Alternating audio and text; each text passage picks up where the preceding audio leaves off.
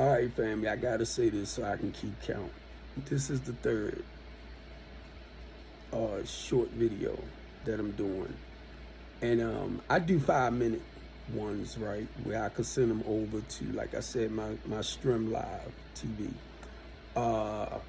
Just they educational to me, but I call them entertainment, right? I might have to go in and change it that for educational purposes only. I share my own personal experience, family. I know a lot of times we quick to talk about other people and their life experiences and their stories when it come to us talking about life or sharing certain things. That's understandable. But now, personally, for me, I like sharing my own personal experience on how things used to be and what have I done to improve my life. So when y'all hear me talk about, like some of the stuff, like I cheated in a marriage, I did drugs, I did alcohol, then I can share the steps with you, how I've been clean a day at a time for 33 and a half years. January the 26th will make 34 years a day at a time, God's will. So I can only share my personal experience with y'all. Sometimes people like, he always talk about himself. He always talk about himself. That's right. Who else am I going to talk about? And most of the people that say he always talk about himself, he always talk about himself, because they so used to gossiping about other people. Y'all know that's what the Bible called the gossip, the gospel, the gospel, gossip, the gospel. It ain't even click, did it? When we sharing their stories, and that's what people have a tendency of doing. We be talking, right? And you be like, well, Paul said in Ephesians 4:5, or Timothy said this. It's like you gossiping about somebody else. And don't even realize you sharing somebody else's story. Well, in Matthews, he said this and he said that. Or, Isaiah said this and Isaiah was that. And your story is right there. But look, it's called the gospel. The gospel. So when we gossip by telling his story, do you realize?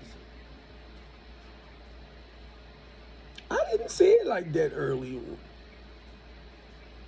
So that's why I can only share how God worked with Steve Copeland, the same way God empowered them to share their personal life stories, experiences and stuff. But we'll turn around and say the Lord said this and the Lord said that. No, he empowered them to share their stories. That's what we're reading and studying. And then if you look at yourself, you take a self-evaluation, you be like, I remember going through this. I remember experiencing this. I remember that. This the way they went through certain things in the Old Testament. This how God dealt with them. Now I can share with you how God deals with me in my new way of life. Man. He kept me just like he kept them. And that record coming through my head, God kept me. A higher power kept me. Sing it for yourself. A higher power kept you. How do you feel, my brothers, if a woman asks you to marry her? Would your ego, would your pride, would it make you feel less than? And some of y'all might have had women to propose to you and you married them. So if I put that topic up again, answer it. If you experience that personally for yourself, answer it. But I watch so many of us, family, and I get disappointed because we'll talk about everything else. And people be having some amazing prompts up. You know where the chaos and the confusion come in at? When people don't talk about themselves. When you sit up here and you sharing everybody else's stuff to answer a prompt, it's like you deflecting off yourself, right? And then you wonder why people want to challenge you, why people want to debate you.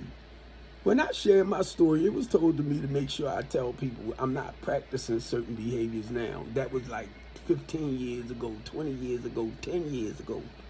I ain't living like that now. Because when I open up my mouth, you'll think I'm talking about something now. No, I'm talking about something that I used to do some years and years ago.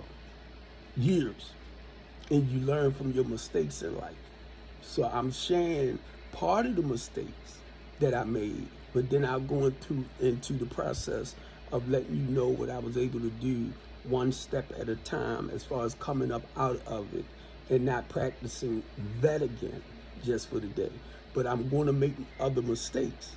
Then you learn from that and you try not to practice that again just for the day. See, each day that you bless with a new day, you try to do something different with your life. That's the way I was taught. All right. So once again, I love y'all. And I'm going to get ready to end this one. But I got a good one for tomorrow. And I told my daughter I wanted her to come on and talk because she's a well-educated young lady. Independent, all of them. Have their own places, their own cars and all that.